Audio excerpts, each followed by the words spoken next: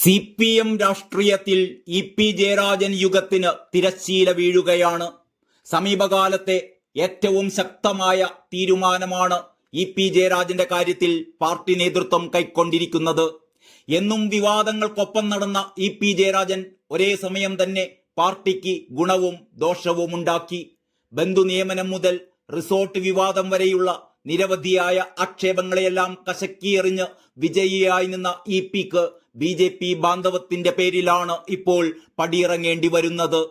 ഇതാവട്ടെ BJPയെ സംബന്ധിച്ചിടത്തോളം ഒരു വലിയ സാധ്യതയാണ് മുന്നിൽ തുറന്നിടുന്നത്. പി ജയരാജനെ BJPയിൽ ചേർക്കാനായില്ല എങ്കിലും CPMന്റെ അധികാര സ്ഥാനത്ത് നിന്ന് പടിയിറക്കാനായി.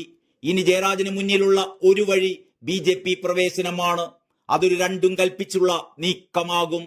ആ വഴി ജയരാജൻ തിരഞ്ഞെടുക്കുമോ, അതല്ല ശിഷ്ടകാലം CPMന്റെ അടിയും തൊഴിയുമേറ്റ് അച്ചടക്കമുള്ള ഒരു പാർട്ടി പ്രവർത്തകനായി കഴിഞ്ഞുകൂടുമോ?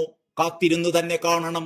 പിണറായി വിജയനും കോടിയേരി ബാലകൃഷ്ണനും കഴിഞ്ഞാൽ കണ്ണൂരിലെ പ്രമുഖനായിരുന്നു പി ജയരാജൻ. ജയരാജത്രയം എന്നറിയപ്പെടുന്ന P Jayarajan, MV Jayarajan, P Jayarajan എന്നിവരിലും മുഖ്യൻ. പി ജയരാജൻ കമ്മ്യൂണിസ്റ്റ് ആണോ എന്ന ചോദ്യത്തിന് പോലും പ്രസക്തിയില്ല. അത്രമേൽ കടുത്ത കമ്മ്യൂണിസ്റ്റ് തന്നെയാണ്. അതേസമയം തന്നെ ചങ്ങാത്ത മുതലാളിത്തത്തിന്റെ ഏറ്റവും വലിയ വക്താവുമായിരുന്നു.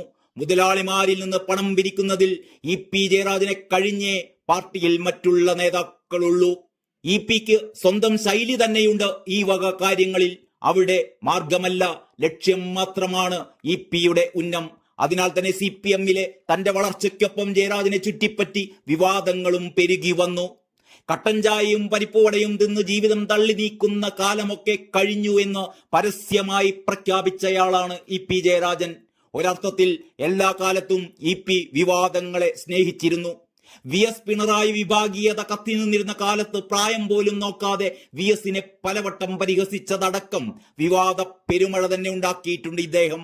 പിണറായിയുടെ മനസാക്ഷി സൂക്ഷിപ്പുകാരൻ എന്ന സ്ഥാനം എല്ലാ കാലത്തും പിക്ക് തുണയായിരുന്നു.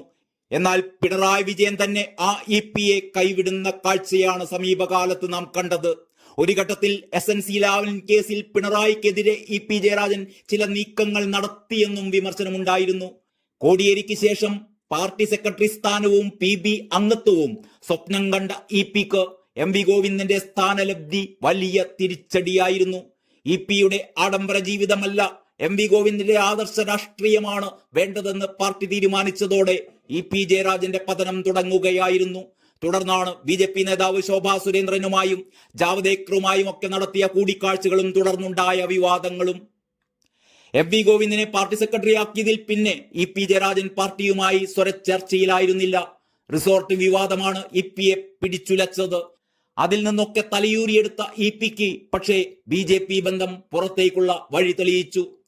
ഏതായാലും LDFന്റെ കൺവീനർ സ്ഥാനത്ത് നിന്ന് മാത്രമാണ് പിയെ മാറ്റിയതെന്നും അദ്ദേഹം ഇപ്പോഴും കേന്ദ്ര കമ്മിറ്റി അംഗം തന്നെയാണെന്നുമൊക്കെ CPMലെ ഔദ്യോഗിക പക്ഷത്തിന് പറഞ്ഞു നിൽക്കാം.